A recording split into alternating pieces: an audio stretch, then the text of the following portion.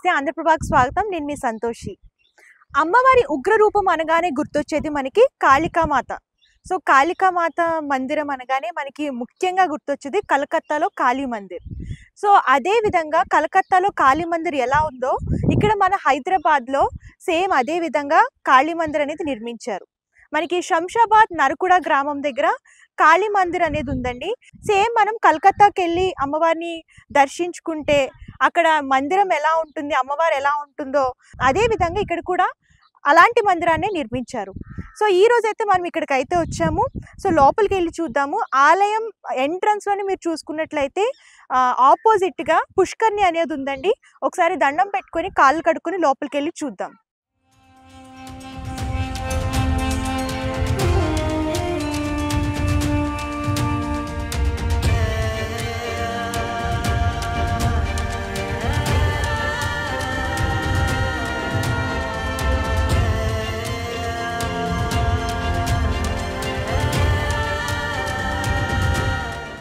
మందిరం అయితే చాలా ప్రశాంతంగా ఉందండి. మీరు చూడొచ్చు చుట్టుపక్కలంతా కూడా చూసుకున్నట్లయితే పచ్చని చెట్లు అలాగే పూల మొక్కలు, దేవుడికి పెట్టే మొక్కలు కానివ్వండి, ఇవన్నీ కూడా ఇక్కడ మందిరం చుట్టూరు వేశారనమాట. చాలా ప్రశాంతమైన వాతావరణం ఉంది. సో మీరు ఇక్కడికి దర్శనం చేసుకోవడానికి రావచ్చు. అలాగే సాయంత్రం పూట అంటే ఇక్కడ టైమింగ్స్ వచ్చేసరికి పొద్దున్న 8 గంటల నుంచి స్టార్ట్ అయ్యి మధ్యాహ్నం 12 గంటల వరకు ఉంటుంది. అలాగే ఈవినింగ్ వచ్చేసరికి 3 గంటలకి స్టార్ట్ అవుతుంది అనమాట. సో చూడండి చాలా ప్రశాంతమైన వాతావరణం. అంటే కట్టడాలు కూడా మీరు చూడొచ్చు అంతా కూడా మంచి రాజమందిరాలు ఎలా అయితే ఉంటాయో అలాగ నిర్మించారనమాట. మధ్యలో అమ్మవారి మందిరం ఉంటుంది అండ్ ఇటుపక్కన ఉపాలయాలు ఉంటాయి. అండ్ ఇక్కడ మధ్యలో కనుక మీరు చూసుకున్నట్లయితే ధ్యాన మందిరం ఉంటుంది.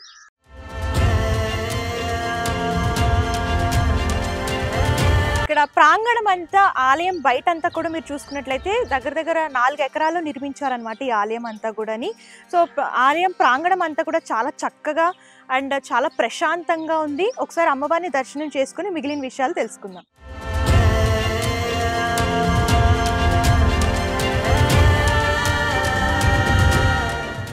సో ఇక్కడ వాతావరణం అంతా మీరు చూడొచ్చు, పచ్చని చెట్లు ఇవన్నీ కూడా ఉన్నాయి. సో స్టార్టింగే మనం చూద్దాము. ఇక్కడ మందిరాలు అయితే చిన్నగా ఉన్నాయన్నమాట. ఫస్ట్ ఏ దేవుళ్ళు ఉన్నారు ఏంటో అవన్నీ కూడా చూద్దాం.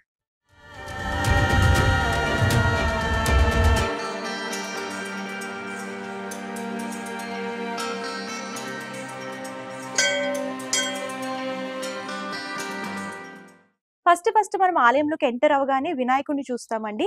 వినాయకుడిని దర్శించుకొని ఆ తర్వాత అమ్మవారిని కూడా దర్శించుకోవచ్చు. వినాయకుడి విగ్రహం కూడా మీరు చూడొచ్చు, చక్కగా పాలరాతితో ఉన్నారు. సో అలంకరణ కానీ అలాగే తోరణం కూడా చాలా అందంగా వెండి తోరణం అన్నమాట. మీరు చూడొచ్చు. ఏ ఆలయంలోనైనా మనం ఫస్ట్ చూసేది వినాయకుడిని దర్శించుకొని ఆ తర్వాత మనం మిగిలిన దేవుని దర్శించుకుంటూ ఉంటాము. సో అందుకనే స్టార్టింగ్ లో ఇలా వినాయకుడిని ఇక్కడ పెట్టారు. వినాయకుడి పక్కకే ఇంకో ఉపాలయం ఉందండి, అది కూడా చూద్దాము.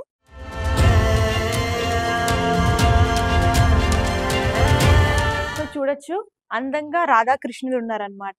ఇది టెంపుల్ బెంగాలీ వాళ్ళది కాబట్టి ఎక్కువ బెంగాలీ వాళ్ళు రాధాకృష్ణులను ఎక్కువ పూజిస్తారు కాబట్టి వినాయకుడి పక్కకే ఈ ఉపాలయం అనేది ఉంది. రాధాకృష్ణులు కూడా ఇక్కడ ప్రతిష్ఠించారు. సో రాధాకృష్ణుల కూడా మీరు చూసుకున్నట్లయితే పాలరాతి విగ్రహాలు. సో చూడండి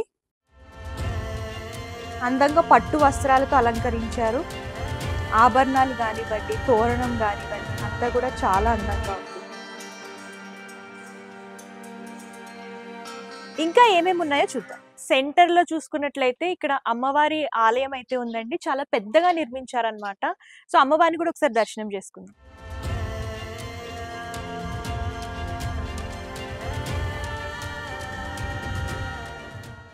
అమ్మవారు చూడండి ఉగ్ర రూపమైనా కూడా చాలా అందంగా ఉన్నారు అమ్మవారు.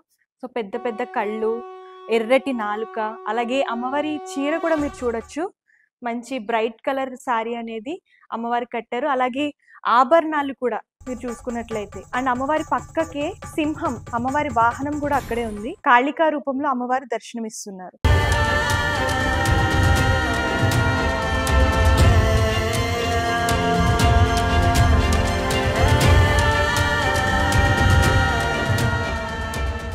అమ్మవారి పక్కనే గనుక మీరు చూసుకున్నట్లయితే ఇంకొక ఉపాలయం ఉందండి. ఇక్కడ మనం చూడొచ్చు వెంకటేశ్వర స్వామిని దర్శించుకోవచ్చు.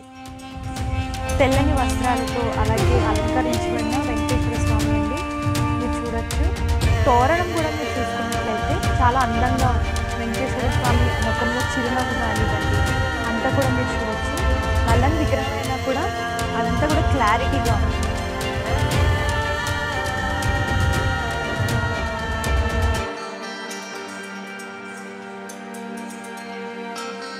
ఇక్కడ శివలింగాన్ని కూడా మీరు దర్శించుకోవచ్చు.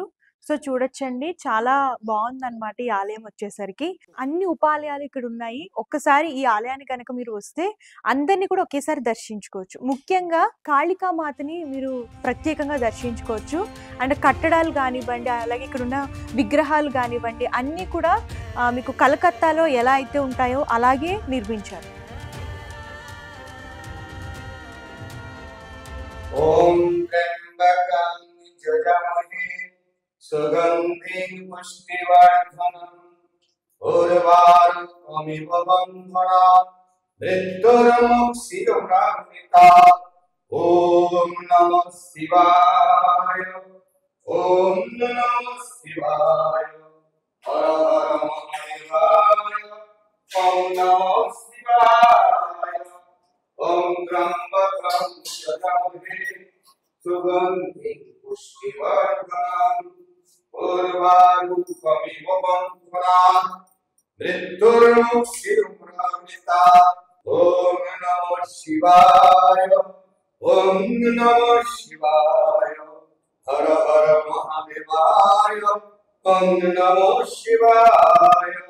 ఓం త్ర్యంబకం యజామహే సుగంధిం పుష్టివర్ధనం ఉర్వారుకమివ బంధనాత్ మృత్యుర్ముక్షీయమామృతాత్. ఓం నమః శివాయ, ఓం నమః శివాయ, హర హర మహాదేవాయ, ఓం నమః శివాయ.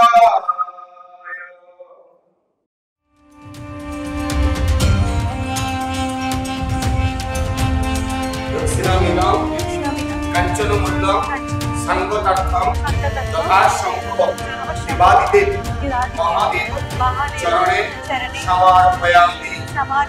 హర హర మహాదేవాయ. హర హర మహాదేవాయ. ఓం నమః శివాయ. ఓం నమః శివాయ.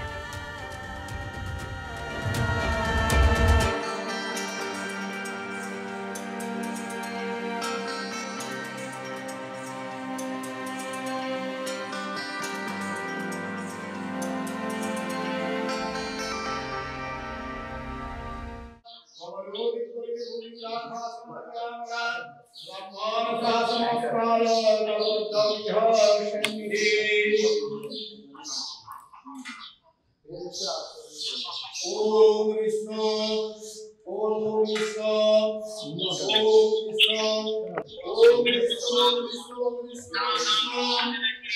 ఓం విష్ణు భగవాన్ పరమేశ్వరావస్మి విష్ణుయాదరీవస్యావదాన్. ఓం అపవిత్రవిష్ణు వాసవస్కాండవల్లా జాస్పరికుండవిలాసం సురజ బంధవస్మి మాధవ మాధవ వాసి మాధవ మాధవరి స్వర్గే సాధవ స్వర్గే మాధవ శ్రీమాధవ జయ మాధవ మాధవ. ఓం మంగళం భగవాన్ విష్ణు మంగళం మంగళం మంగళం కుండలికాక్షం మంగళం విష్ణురాం శుక్లం వరదరం విష్ణు శశివర్ణం చతుర్భుజాం ప్రసన్నావదనం ధైర్యం సర్వవిఘ్నం శాంతయే. ఓం పాపహం పాపకర్మః పాపమాపసంభవ. ఓం సర్వజ్ఞానందం పుష్పంగళపదవేకదలాయ నమః. ఓం గంగే చలముని చలిమోదావరి సరస్వతి నర్మదే సింధుకావరి జలోశ్రీ స్వర్ణిదే గురు.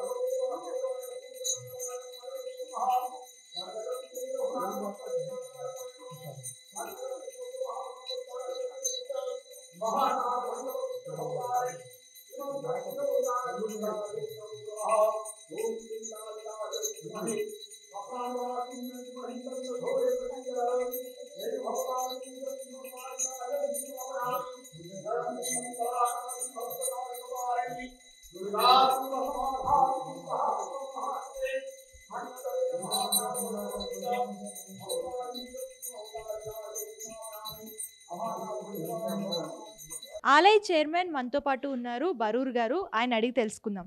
నమస్తే సార్. नमस्ते। ఈ ఆలయం ఎప్పుడు నిర్మించారు? काली मंदिर ये हमारा 2020 में ओपनिंग हुआ और ये ओके आज ये 29 28 29 30 तक जनवरी का हम लोगों का उत्सव है जो बांसुरी उत्सव बोलता। ये 20 जनवरी 28 29 30 29 को चिन्नजी स्वामी आ रहा है, 25 को गवर्नर साहब आ रहा है यहाँ पे। उनका कुछ टाइम नहीं है बोल के 25 को आ जा रहा है उन्होंने।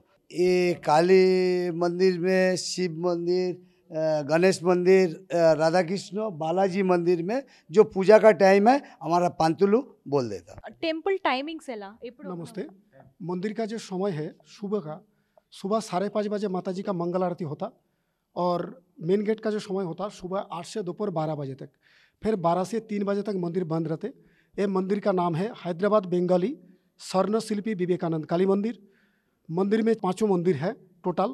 माता जी का मंदिर है मेन, उसके बाद तिरुपति बालाजी का मंदिर है, शिव जी का मंदिर है, गणपति जी का मंदिर है, राधा कृष्ण जी का मंदिर है। हम लोग 5 ब्राह्मण लोग हैं, 5 ब्राह्मण लोग मिलके हम लोग टोटल मंदिर का पूजा पाठ कर लेते हैं। मंदिर का जो टाइम टेबल का सुबह पूजा होता, सुबह 8 बजे का बाद पूजा होता और मंदिर जब चालू रहते भक्त लोग आने का बाद पूजा होता। दोपहर में माता जी का अन्न प्रसाद भी होता, वो खाली माता जी के लिए। और मंदिर में साल में 4 बड़ा त्यौहार होता। एक नंबर माता जी का जो मेन दीपावली का समय काली पूजा होता है। दूसरा नंबर है दशहरा दुर्गा पूजा, जैसा वेस्ट बंगाल में जो सिस्टम से होता वो सिस्टम से दशहरा दुर्गा पूजा होता।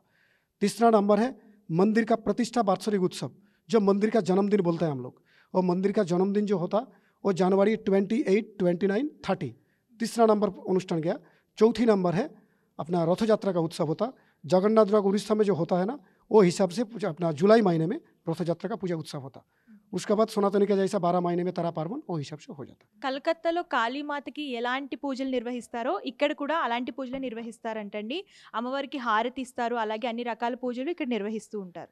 మంగళం పుండరీకాక్షియం మంగళం మధుసూదనం శంఖచక్రం ధరం విష్ణుం ద్విభుజం విద్వాససం ప్రారంభే కరుణాం విప్రియా పుండరీకం స్మరిధ్వని ఓం సవారూఢం మహాధీమాం ఘోరదష్టాం వరప్రదాం హాస్యయుక్తం నిరంచ్య కపాలం పట్టికాణం ముక్తకేశీ లోహరిజిహాం पीबन्ति रुधिरोः चतुर्बाहुदतां देवी वायुकराश्मये ॐ क्रीं महाकालभैरवसहिता श्रीमातृदक्षिणा कालिका वै नमो नमः।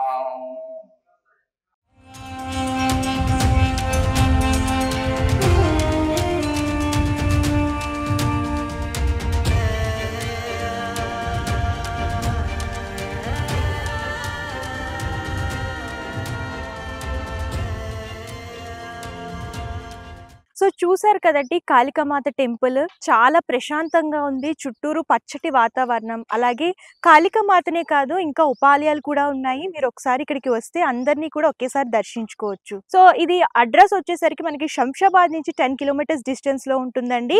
అలాగే బంజారా హిల్స్ నుంచి 30 కిలోమీటర్స్ డిస్టెన్స్. అండ్ మీకు అందరికీ తెలిసిన అమ్మపల్లి టెంపుల్ ఉంది కదా, సో అక్కడి నుంచి మనకి 3 కిలోమీటర్స్ డిస్టెన్స్ లోనే ఉంటుంది నరకుడ విలేజ్ లో. హైదరాబాద్ బెంగాలీ స్వర్ణ శిల్పి వివేకానంద కాళీ మందిర్ టెంపుల్. సో అడ్రస్ వచ్చేసరికి నేను డిస్క్రిప్షన్లో క్లియర్గా మెన్షన్ చేస్తాను, గూగుల్ మ్యాప్ లొకేషన్ కూడా ప్రొవైడ్ చేస్తాను. సో మీరు హైదరాబాద్ ప్రాంత వాసులైనా వేరే ప్రాంత వాసులైనా సరే ఎవరైనా సరే రావచ్చు. టైమింగ్స్ వచ్చేసరికి మనకి మార్నింగ్ 8 నుంచి స్టార్ట్ అయ్యి అండ్ ఆఫ్టర్నూన్ 12కి క్లోజ్ అవుతుందండి. అలాగే ఈవినింగ్ వచ్చేసరికి 3కి ఓపెన్ అవుతుంది.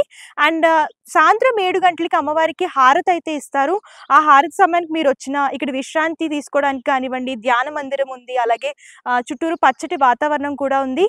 మీరు సాయంత్రం మాటలు వస్తే చాలా బాగుంటుంది. అండ్ ఇదండి ఇవాల్టి స్పెషల్ టెంపుల్ స్టోరీ. ప్రత్యేక ధన్యవాదాలు ఆంధ్రప్రభ శంషాబాద్ రిపోర్టర్ మాధవచారి, అలాగే కెమెరామ్యాన్ సతీష్తో సంతోషి. Thank you. మరొక ఆలయంతో మళ్ళీ కలుద్దాం.